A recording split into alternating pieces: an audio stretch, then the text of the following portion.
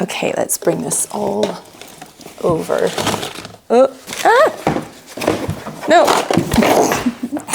I did not think I bought that much stuff.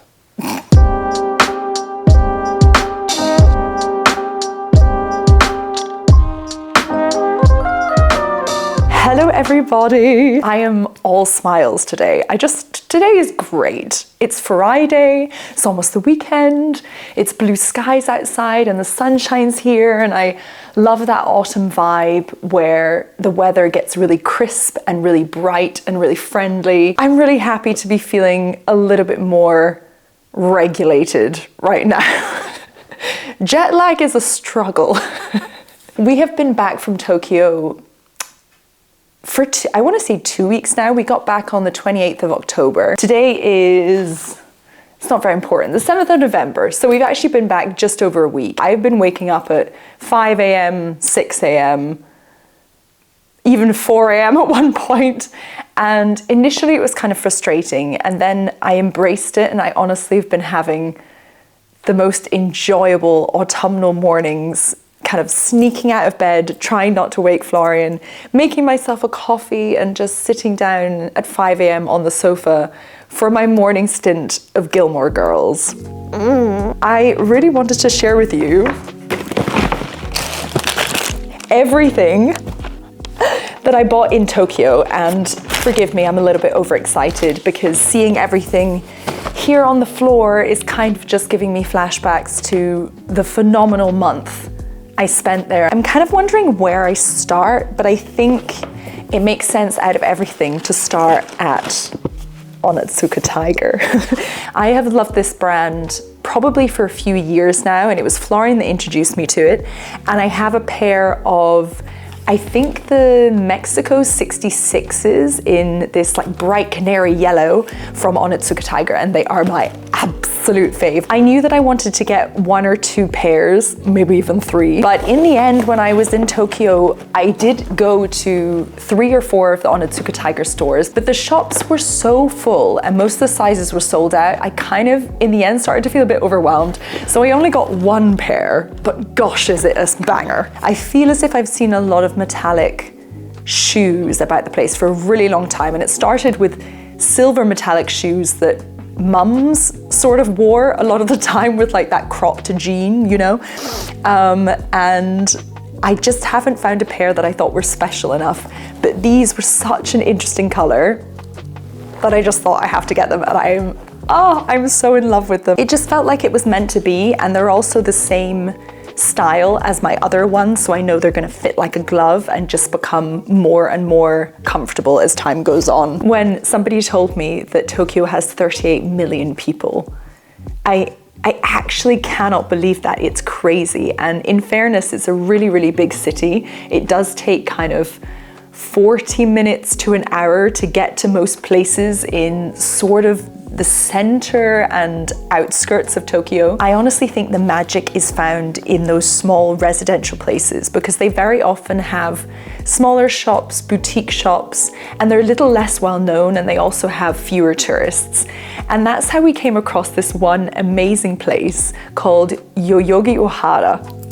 I hope that's right. And I remember I got a takeaway sandwich from this place that was tucked away. It was like this wooden plant-infused haven up some little secret steps on the side of the street. And I fell in love with the color of this dish, like that. Just look at that green. Just look at that green. Isn't that beautiful? I just thought it would be perfect for niblets. And then I also stumbled across a couple of boutique shops, and I had been wanting to find the boutique shops of Tokyo so bad. I knew I wanted some Onitsuka Tigers, but I also knew I wanted to find some individual fashion that is hopefully designed and maybe made in Japan.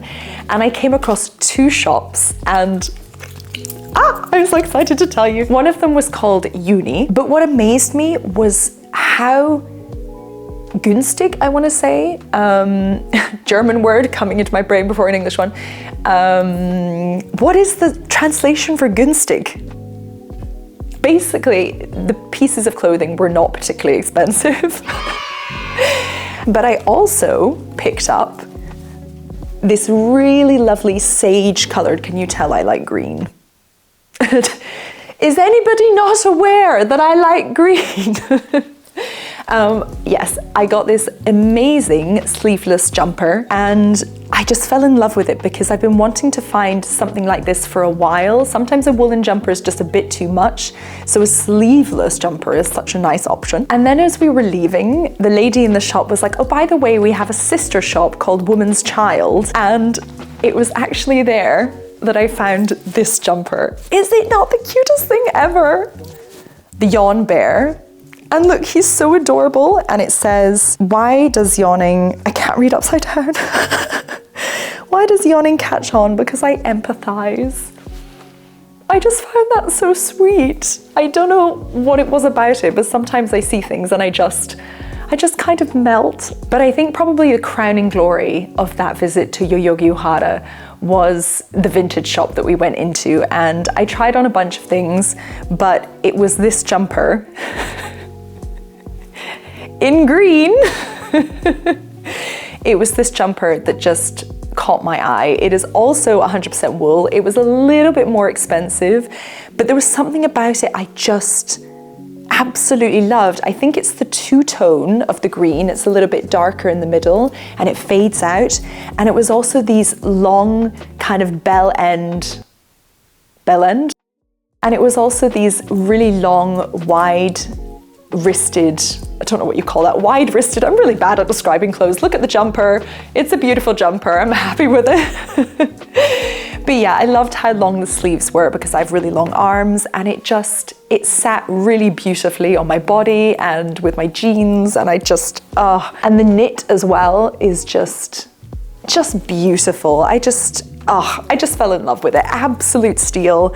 And I was so happy because vintage shops nowadays, you're hard pressed to find something that's not stained, you know? Like they try and sell you a vintage Adidas top with a stain on it for like 60 euros and just recycle it, make it into a blanket, but it's not wearable anymore. So to find a vintage shop that actually had some beautiful pieces made me really happy. It soothed my soul. Honestly, I feel like I'm nattering away, like we haven't seen each other for a really long time, and this is the first cup of coffee we're sharing together for months, and there's so much to catch up on, and it's honestly such a nice feeling. I'm not sure there was anything about Tokyo that I didn't like, except I feel as if their work ethic is a little bit too intense, and it was really painfully obvious that so many people on the metro were really tired and they were also falling asleep a lot of the time. I don't think I've ever witnessed so many people taking a nap in public.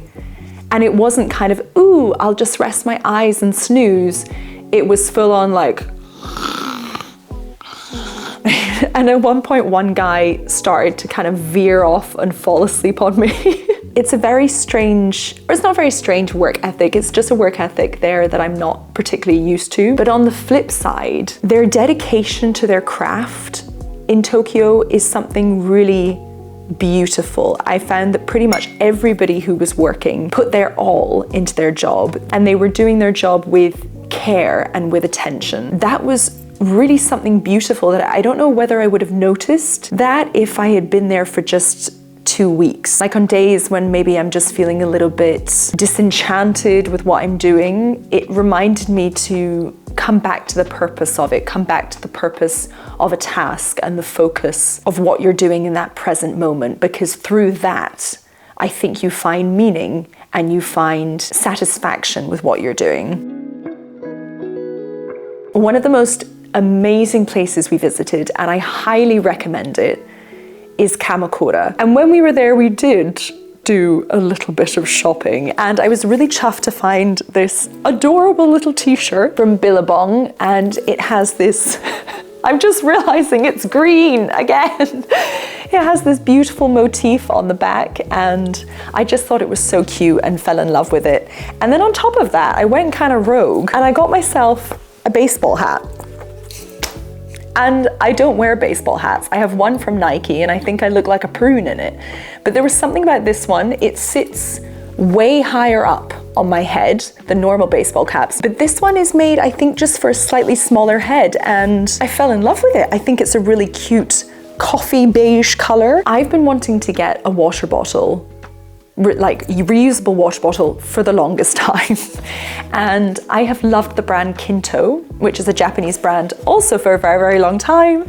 But somehow I just haven't quite come across a style I particularly want. But we were in this amazing coffee shop that had a few designs from Kinto, and their water bottles were also personalized with the name of the cafe, which I thought would be such a nice memento.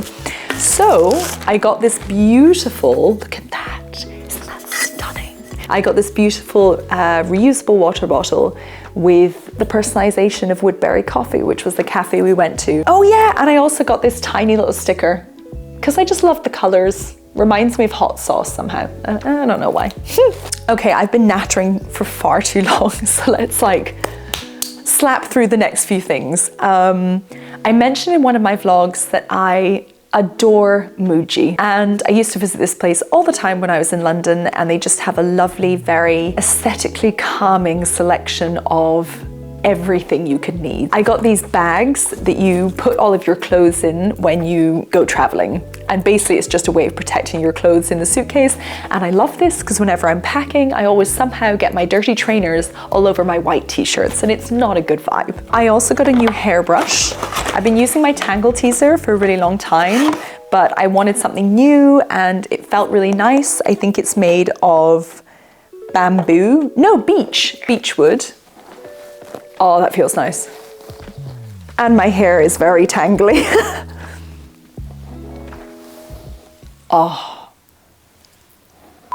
I also got a scrubbing brush for the shower, and then the most amazing find ever. Sometimes it is the spontaneous things that you find when you're not looking that become your favorite item for the rest of the year, and I think this is going to be one for me. I actually got a navy one, which I'm currently using, but I fell in love with it so much that I got a beige one too.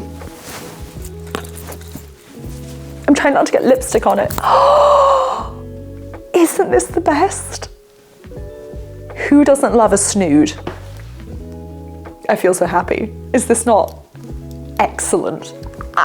Also has little drawstrings. This is happiness, guys. This is the definition. One thing that did kind of take me by surprise in Tokyo was the sheer amount of stuff. Like, there is stuff everywhere. Whatever you want, you can find in Tokyo. Like, there's this one shop called Don Quijote, and if you've ever been to Don Quijote, I need to know your opinion. Because whenever I was mentioning to anybody who didn't know anything about it and who had been there for the first time, there was always this vibe of, oh, Don Quixote. And I went in there, stayed for 30 seconds, felt my breath quickening and had to leave. But nonetheless, despite all of that, I wanted to get a couple of skincare items, get a couple of makeup items, just to try out, just to have fun with. So boring things that I got were foot masks and yeah, nose strips. But I also got, I think this is actually Korean, but I got this really beautiful, I mean, their packaging is insane. Korean and Japanese makeup have the most beautiful packaging. So I got this little lip gloss in a beautiful, I think it's called Scotch, kind of red, pinky coral terracotta type tone. And I also got my favorite liner, which I bought in Taiwan when I was there in 2024, and a refill. This liner is fantastic. It goes on so nicely, it stays put, it washes off without any stress with oily cleansers or anything, and it comes in the most beautiful selection of browns I think I've ever seen. I don't know why, but eyeliners seem to always have very warm toned browns, and actually I think cool toned browns tend to look more natural on the eye. I mean, always depending on your skin tone, but at least for me. So I got another one of these amazing liners, and also a refill in a different color, just, you know, to try it out. So we are kind of coming around full circle, because one of the last things I bought was actually in the airport whilst we were waiting to board our flight. And I didn't need another book, but something in my brain was telling me a 14-hour flight calls for more than one book option. So I got another book by Kazuo Ishiguro, and interestingly enough, this is actually an Anglo-Japanese writer. He was born in Japan, but he was raised in England, and I have read Never Let Me Go by him, and I just finished Clara and the Sun, which I think is one of his newer publications. Remains of the Day is also a really popular one of his, but I have not read it yet.